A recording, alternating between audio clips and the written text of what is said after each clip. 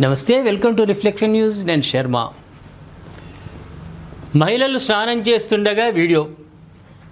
Sri Lanka క్రికెటర్ల arrest. Under-19 క్రికెటర్లు. దీంతో ఏమవుతుందంటే సామెతను మనం మార్చుకోవాలి. లంకలో పుట్టిన వాళ్ళందరూ రాక్షసులు కాదు అని సామెత ఉంది. ఇప్పుడు ఏం చేయాలి? లంకలో పుట్టిన వాళ్ళందరూ రాక్షసులే. ఈ అండర్-19 అట. ఈ సిపాయిలు వీళ్ళకి సరిగ్గా ఇంకా మీసం కూడా మొలవదు. వీళ్ళకి ఒక రూములు ఇచ్చిర్రు, ఒక హోటల్లో రూములు ఏర్పాటు చేసిర్రు. చేస్తే వీళ్ళు చేసిన ఘనకార్యం ఏంది? ప్రాక్టీస్ చేయడానికి నెట్ ఉంటుంది, సకల సౌకర్యాలు ఉంటాయి, క్రికెట్ బోర్డు వాళ్ళు ఏర్పాటు చేస్తారు. ఈ విధవులు ఏం చేసిర్రు? అండర్-19 కాదు, అండర్ కేటుగాళ్ళు వీళ్ళు.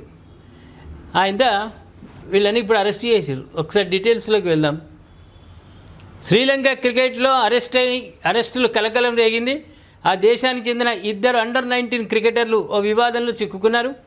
హోటల్ బాత్రూంలలో లేడీ డాక్టర్లు స్నానం చేస్తుండగా వీడియోలు తీశారనే ఆరోపణలపై సదరు ఆటగాళ్లను పోలీసులు అరెస్ట్ చేశారు. ఈ గొప్ప ఘనకార్యం చేసిరు వీళ్ళని ఏమందాం మనం? కోసి కారపొడి పెట్టినా తప్పలేదు ఇటువంటి వాళ్ళని. వాళ్ళది ఏంది? వాళ్ళకి ఇచ్చే శిక్షణ ఏంది? వాళ్ళు చేసే పని ఏంది?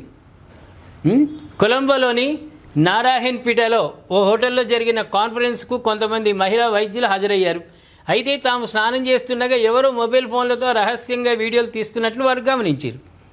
ఈ ఘటనపై సదరు మహిళలు పోలీసులకు ఫిర్యాదు చేశారు. కేసు నమోదు చేసిన పోలీసులు దర్యాప్తు చేపట్టారు.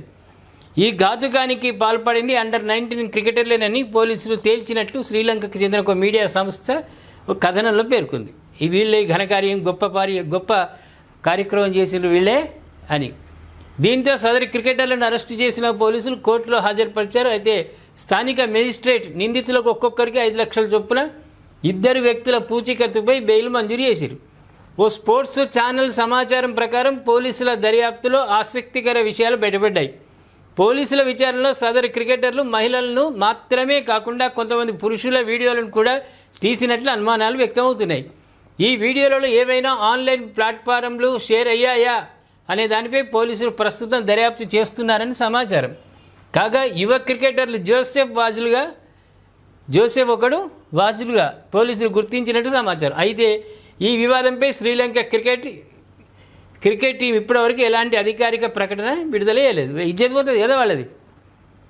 పబ్లిక్ కూడా అంటారు కదా, ఎంత మంచి సెలక్షన్ చేసిరు మీరు, వాడు క్రికెట్ ఆడుతందుకు సెలక్షన్ చేసిరా లేకుంటే వీడియోలు దీవని క్రికెట్ సెలక్షన్ చేసిరా?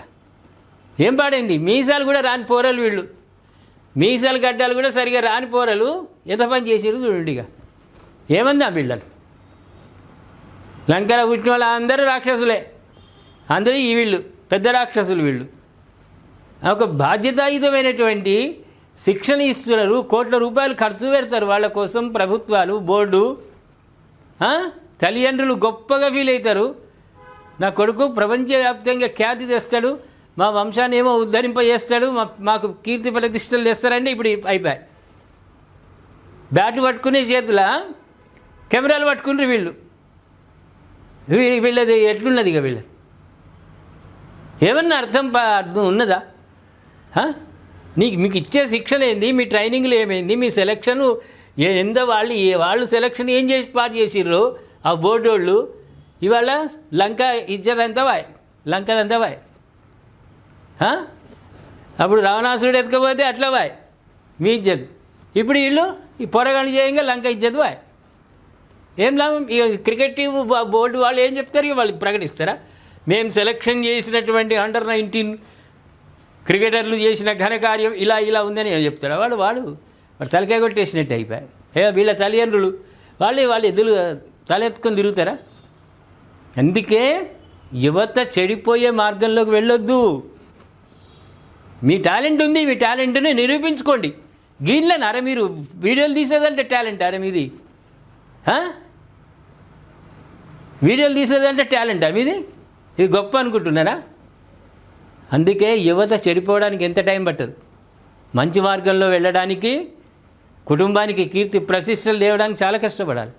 అట్లా పడండి మీరు. మీ దరిద్రపు అలవాట్లు ఏం పాడైంది?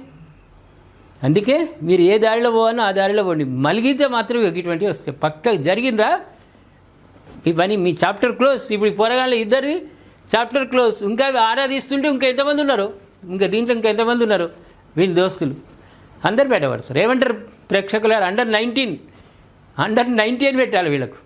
90 ఏళ్ళ ముసలోళ్ళ ఘనకార్యం చేశారు. వీళ్ళు చేసినటువంటి ఘనకార్యం గురించి మీరు కామెంట్ రూపంలో తెలియజేయండి. సబ్స్క్రైబ్ చేసుకోండి, షేర్ చేయండి.